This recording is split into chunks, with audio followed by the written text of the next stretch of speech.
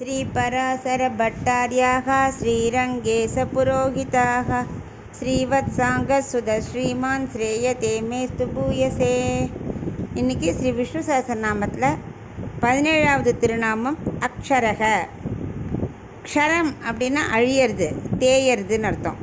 அக்ஷரக அப்படின்னா அழிவே இல்லாதது. அனுபவத்தை பகவான் வாரி வாரி கொடுத்தாலும் அவர் அழிவே இல்லாதவர். அவர் நமோ நமோ பவதி, எப்பொழுதும் ரசமான புதிய புதிய அனுபவத்தை கொண்டவர். ஒரே மாதிரி தான் கோவில் அர்ச்சாவதார மூர்த்தி இருக்கார். ஆனால் எத்தனை தடவை சேவித்தாலும் நமக்கு மறுபடியும் அடுத்த தடவை உற்சவம் வரும்போது போய் சேவிக்கணும் போல தோன்றுறது இல்லையா? போகிறோம் சேவிச்சாச்சு அப்படிங்கிற அலுப்பே வராது. அதுதான் பகவான். அள்ள அள்ள குறையாதவர். தானே பார்த்து பார்த்து அனுபவத்தை வாரி வாரி கொடுத்தாலும் துளி கூட குறைவே இல்லாதவர்னு அர்த்தம். பழசாக தோன்றவே மாட்டார். இப்போ அரையர் சேவை இருக்குது. அவர் அரையர் ஒரே அபிநயம் தான் பண்ணுவார். ஒரே அனுபவம் தான். ஒரே 4000 பிரபந்த பாசுரத்துலேருந்து தான் பாட போகிறார். ஆனாலும் நமக்கு எதா போருங்கிற எண்ணம் வருதா, அரையர் சேவைன்னா போய் சேவிக்கிறோம் இல்லையா? அதுதான் அக்ஷரக. எப்போவுமே குறைவில்லாதவர். அதுக்கு மத்வாச்சாரியர் நல்ல வியாக்கியானம் சொல்கிறார்.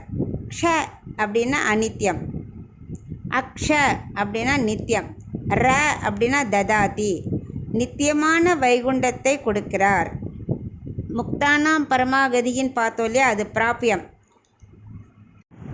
அதை விவரிக்கிற திருநாமங்கள் தான் அவ்யேக, புருஷக, சாட்சி, க்ஷேத்ரஜ, அக்ஷரக ஏவச்ச.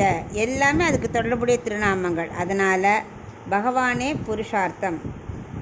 இதுக்கு இன்னொரு சின்ன அக்ஷராக்கு ஒரு சின்ன உபமானம் ஒன்று இருக்குது. ஆச்சாரியர் சிஷ்யரும் கோவிலில் சேவிச்சுட்டு அப்படியே கடற்கரைக்கு போனான். அன்றைக்கி நல்ல பௌர்ணமி நிலவு. உடனே சிஷ்யர்கிட்ட கேட்குறார் ஆச்சாரியர், இதை பார்த்தா உனக்கு என்ன தோன்றுறது அப்படின்னாராம். மதி நிறைந்த நன்னாள், அப்படியே ஒரு பணக்காரனை பார்க்குற மாதிரி இருக்குது. ஏன்னா செல்வம் அப்படியே முழுஷாக இருந்தால் எப்படி இருக்கும், அதை மாதிரி இருக்குது அப்படின்னாராம். ஆனால் இந்த பௌர்ணமி நிலவு என்ன பண்ணும், ஒவ்வொன்றா தேஞ்சின்னு வரும் இல்லையா? அப்போ நம்ம தான தர்மம் பண்ண பண்ண குறையிற மாதிரி இருக்கும்.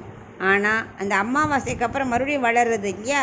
அது மறுபடியும் பகவான் என்ன பண்ணுவார், நல்ல காரியத்துக்கு செலவிச்சா மறுபடியும் நமக்கு செல்வம் கொடுத்துட்டே இருப்பார் அப்படிங்கிறது அர்த்தம். இன்னொருத்தர ஒரு உபமானம் கூட இருக்குது. பூர்ணச்சந்திரனுக்கு பேர் கலாராஜா அப்படின்னு பேர். அதான் அவர் கையில் அமிர்தம் நிறைய இருக்குமா. ஒவ்வொருத்தர் தேவர்களுக்கும் ஒவ்வொரு நாளைக்கு ஒவ்வொரு தேவருக்கு கொடுத்துட்டே இருப்பானா ஒரு கிண்ணம் அமிர்தம்.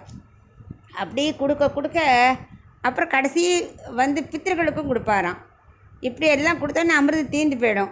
ஆனால் அதுக்காக இல்லாமல் இருக்காது. மறுபடியும் என்னாகும், அமாவாசைக்கு அப்புறம் கொடுத்த பலன் இருக்கு இல்லையா? அதனால் மறுபடியும் அமிர்தம் வந்துட்டே இருக்குமா. அதுதான் நல்ல காரியத்தை கொடுக்க குறைவே இருக்காது அப்படின்னு அர்த்தம். இவர் கவிகள்லாம் என்ன பண்ணுவா, கவிநயத்தோடு சொல்லுவாள். மிथिला நகரில் ராமர் வரும்போது ஒரு பௌர்ணமி வந்தா மாதிரி இருந்தான். ஒல்லை வா வா அப்படின்னா, அந்த கொல்லைன்னா கொடியே உள்ள வா வா அப்படின்னு சொல்கிற மாதிரி இருந்தான். அதே இளங்கோவன் சிலப்பதிகாரத்தில் கோவலன் மதுரைக்கு வரும்போது ஒல்லை போப்போ அப்படின்னாரான். ஏன்னா அவனுக்கு அங்கே அமாவாசை மாதிரி ஆபத்து காத்துன்ருக்கு. அதனால் இங்கே வராத போயிடுன்னு சொன்ன மாதிரி தான். அப்படி ஒரு கவிநயத்தோடு இந்த க்ஷரக அக்ஷரகாக்கு கவிகள்லாம் உபயோகிக்கிறாள். இதெல்லாம் செல்வமெல்லாம் குறையும் கூடும். எது குறையவே குறையாது? ஞானம். எத்தனை கொடுத்தாலும் ஞானம் குறையவே குறையாது. அள்ள அள்ள குறையாதது ஞானம். அதுக்கு ஆதாரம் ஹயக்ரீவர். நமக்கு ஞானத்தை வாரி வாரி கொடுக்கறதுனால நம்ம அக்ஷராய நமக்கு சொல்லின்னு வந்தோமானா நமக்கு என்றைக்கும் ஞானம் பெறுவோம். இதுக்கு இன்னொரு சின்ன கதை இருக்குது.